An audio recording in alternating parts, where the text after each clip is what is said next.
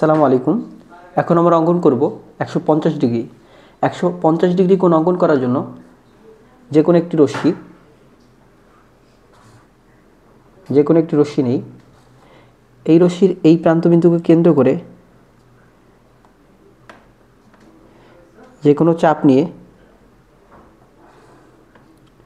যে কোনো ব্যাসার্ধ নিয়ে একটি বৃত্তচাপ অঙ্কন করি। এই বৃত্তচাপের এই প্রান্তবিন্দুকে কেন্দ্র করে ওই একই চাপে কাটলে পাওয়া যাবে 60 ডিগ্রি। এই বিন্দুকে কেন্দ্র করে ওই একই চাপে কাটলে পাওয়া যাবে 120 ডিগ্রি এবং এই বিন্দুকে কেন্দ্র করে কাটলে পাওয়া যাবে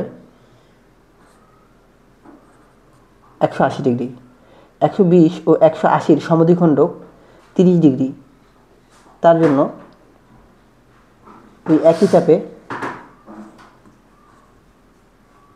এই বিন্দুকে কেন্দ্র করে একটি চাপ এবং এই বিন্দুকে কেন্দ্র করে একটি চাপ নিলে পাওয়া যাবে আমাদের কাঙ্ক্ষিত 150 ডিগ্রি।